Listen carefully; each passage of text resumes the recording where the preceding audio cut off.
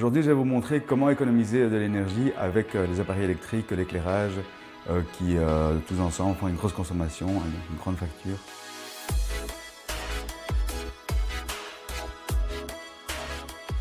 La cuisine, c'est une excellente pièce pour commencer parce que c'est un endroit où il y a plein d'appareils et notamment des gros appareils qui consomment beaucoup d'énergie comme les électros, lave-vaisselle, frigo et la cuisinière. La cuisinière, pour 4 personnes, ça va coûter entre 200 et 250 € par an. Donc c'est un appareil qu'on va utiliser beaucoup et qui a beaucoup de puissance puisque ça chauffe. Et donc on conseille toujours d'utiliser un couvercle par exemple quand on cuisine parce que ça permet de diminuer le temps de cuisson et de garder l'énergie dans la casserole et donc d'économiser de l'énergie. Alors une question qu'on se pose souvent, c'est quand on veut faire bouillir de l'eau, est-ce qu'il vaut mieux utiliser une bouilloire électrique ou bien faire cuire sur l'attaque? Eh bien, les mesures montrent que la bouilloire est vraiment championne parce que la résistance est à l'intérieur du liquide et donc ça va très vite, c'est très efficace et donc on conseille d'utiliser plutôt la bouilloire électrique. Alors, le four, ça peut être un appareil très pratique qui permet de multiples formes de cuisson. On va surtout faire attention de ne pas préchauffer parce que c'est plus nécessaire. Donc si on l'utilise souvent, ça peut faire des économies importantes sur l'année.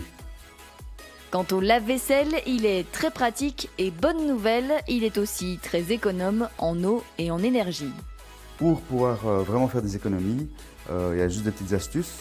Donc d'abord, il faut qu'il soit bien rempli avant de le faire tourner. Et alors, très important, il y a un programme économique. Ce programme dure plus longtemps que les autres, mais il va consommer moins d'eau et moins d'énergie. Pour l'éclairage, il est plus intéressant de passer au LED, 6 fois moins énergivore que des lampes comme celle-ci. Passons maintenant au salon et à la télévision. Avec les télévisions actuelles, la consommation de veille est très faible, on est à 0,5 watts. Le problème, c'est que souvent on a des appareils autour, évidemment, un modem, un décodeur, parfois une console de jeu. Et tous ces appareils-là, s'ils restent branchés, ils vont consommer 40 à 50 € par an. Alors le conseil, c'est de mettre un multiprise interrupteur et d'éteindre chaque fois qu'on a fini de l'utiliser. À ce moment-là, on va diminuer la consommation inutile par 3.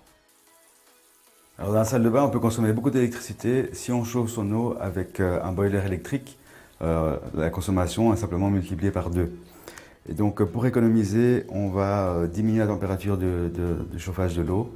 En général, c'est 70 degrés, mais nous on conseille 55. Ça fait diminuer la consommation de 1/4.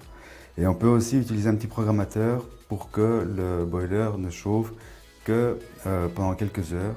Et idéalement, les heures creuses, c'est-à-dire entre 22 h et 7 h, et le week-end. Dernière étape, la buanderie, un endroit de la maison où l'on consomme beaucoup d'énergie. Pour économiser, on va faire des lessives à basse température, 30-40 degrés. On va choisir des programmes économiques qui durent longtemps mais qui consomment moins. Et également, on va bien remplir la machine parce qu'une demi-machine consomme plus que la moitié d'une pleine. Si on utilise beaucoup le sèche-linge, c'est intéressant de prendre un appareil à pompe à chaleur, donc qui va consommer 2 ou 3 fois moins.